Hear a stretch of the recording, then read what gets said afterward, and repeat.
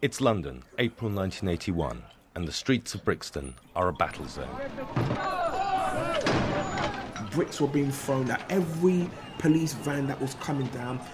It was fierce. I mean, proper. This was an all-out war. Sheldon Thomas was 16 in 1981, black and unemployed like many of his contemporaries in Brixton, an area known for its large Caribbean community. He was full of resentment towards the police. We couldn't separate police officers from the National Front, except for one wore uniform, the other one didn't. You know, we was called all kinds of names: Sambo, Gollywog, Go Back and Swing in the Trees, Jungle Bunny, Nigger. We was called all kinds of names by police officers. On Friday, the 10th of April, the tensions came to a head. A police operation to combat street crime had led to a large number of arrests. The local community was enraged by what it saw as heavy-handed and racist policing. One incident proved the catalyst for all that was to follow. A guy got stabbed. The police officers turned up. They were more concerned with finding out who stabbed him than actually reacting to the fact that he had been stabbed critically and he needed to go to the hospital. We had heard that the police officers were down the bottom.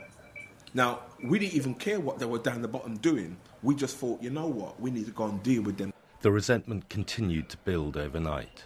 Saturday morning, and the streets of Brixton were eerily quiet. Sheldon Thomas was playing reggae with his friends in a garage on a quiet side street when one particular event alerted him to what was happening. While we was practicing, a number 2 bus came down our road. This was 2 o'clock in the afternoon. So we obviously knew something was wrong because buses don't go down that road. So we locked up the garage and said, yeah, it must be on then. Very soon the situation was spiralling out of control. It was a us versus them situation. And I was glad to be a part of that and at the forefront, because when we came out, this was about 2 o'clock in the afternoon, it was fierce. This was battle lines drawn. This was a generation of young black youth, my age, me, crew, lots of us, saying, we are coming out here and we're going to beat up any officers we see and we're going to turn their vans over. Rather stupidly, I put my uniform on, got into my own MG sports car and drove into Brixton. I got caught in a traffic jam and a group of youths put in the window of an electrical shop right next to my car. So I decided to take my uniform jacket off and slump further down inside my car so that I wouldn't be seen. Brian Paddock was a young sergeant at Brixton Police Station.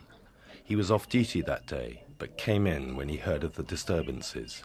Scores of other officers from across London had also volunteered. There were hundreds of police officers milling about outside the police station, and a green police lorry with plastic shields in the back, and officers going up to the back of this van and taking their shields out, ready to go and do battle with the local people. There were now clashes on all the main streets of the neighbourhood. Many police were injured by the hail of missiles thrown by the rioters. Sheldon Thomas says inspiration for some of the weapons came from the other side of the world. We then got bottles to try and build little fire bombs, because when you watch what happened in South Africa, a lot of us learned a lot from when they were retaliating against the apartheid system. We didn't know exactly how to do it. You knew we got paraffin and put the cloth at the top and got the bottle, flung it. But it was bricks, dustbin lids, bars, scaffolding. Bricks from building sites, paving slabs that had been broken up, anything that the rioters could get their hands on. Thankfully, where we were, we didn't get petrol bombed, but there were petrol bombs being thrown in other parts of Brixton. Some streets were now no-go areas for the police. Years of resentment were being vented by the black community. Our agenda was to fight the police officers. Somebody was going to die, and it wasn't going to be me. It was kill. It was surprising that nobody was killed during that rioting, bearing in mind the degree of anger that was expressed and the use of the petrol bombs and so forth. For about 3 hours straight, we controlled Brixton. Every police officer that came down was attacked. Their vans was attacked. It was really war. Where the rioting was taking place was a very small area of Brixton. Brixton's quite small itself, but the area where the rioting was taking place was very small. The police had lost control of certain parts of Brixton, certain small areas where they were fighting, and the ebb and flow of fighting and winning and losing battles with the rioters in certain areas. But to say that the police had lost control of the whole of Brixton would be an exaggeration. You could see the fear, even though I believe towards the end they got Brixton back, there was fear in their faces, literal fear, and I'm talking about fear. Like, these guys thought they were going to die. By 7 o'clock, police reinforcements had arrived in sufficient numbers for them to attempt to regain full control. Sheldon Thomas remembers the decisive moment. There was about 300 of us walking. The minute we turned onto Atlantic Road, it all changed. I think for some black people, young guys, they then realised this was war, and they weren't prepared to go for arm-to-arm combat. What they were prepared to do was just chuck firebombs.